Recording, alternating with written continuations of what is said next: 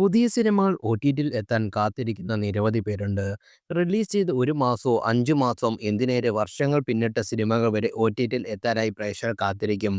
കാണാത്തവർക്ക് കാണാനും കണ്ടവർക്ക് വീണ്ടും കാണാനുമൊക്കെ കാത്തിരിപ്പാണത്. അത്തരത്തിൽ കഴിഞ്ഞ 4 മാസത്തിനിടെ മലയാളികൾ ഒ.ടി.ടി റിലീസിനായി കാത്തിരിക്കുന്ന ഒരു സിനിമയുണ്ട്. മമ്മൂട്ടി നായകനായി എത്തിയ 'Dominic and the ladies boys' ആണ് ആ ചിത്രം. ഈ വർഷം മമ്മൂട്ടിയുടെ ഏറ്റവും ആദ്യം റിലീസ് ചെയ്ത ചിത്രവും 'Dominic and the ladies boys' ആയിരുന്നു. ജനുവരി 23-നായിരുന്നു റിലീസ്.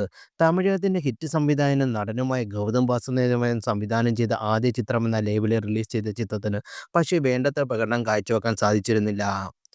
ട്രാക്കിംഗ് സൈറ്റായ സാൻസിക്കിന്റെ റിപ്പോർട്ട് പ്രകാരം 19.6 കോടിയാണ് ആഗോളതലത്തിൽ ഡൊമിനിക് നേടിയത്. ഇവരുടെ കണക്ക് പ്രകാരം 4 ദിവസം വരെ 1 കോടിക്ക് മുകളിൽ കളക്ഷൻ നേടിയ ചിത്രത്തിൽ 5-ാം ദിവസം മുതൽ ഇടിവ് നേരിട്ടു.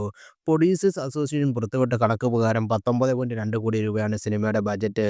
നിലവിൽ സിനിമ ഒ.ടി.ടിയിൽ എത്തുമെന്ന് അഭ്യൂഹങ്ങൾ നടക്കുകയാണ്. പക്ഷേ ഇക്കാര്യത്തിൽ ഔദ്യോഗിക വിവരങ്ങളൊന്നും തന്നെ വന്നിട്ടുമില്ല.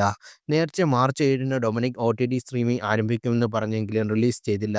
നിലവിൽ ജൂണിൽ മമ്മൂട്ടി ചിത്രം സ്ട്രീമിംഗ് ചെയ്യുമെന്ന് പറയുന്നു. ആമസോൺ പ്രൈമിനോ ഹോട്ട്സ്റ്റാറിനോ ആണ് സ്ട്രീമിംഗ് അവകാശം വിറ്റുപോയിരിക്കുന്നത്.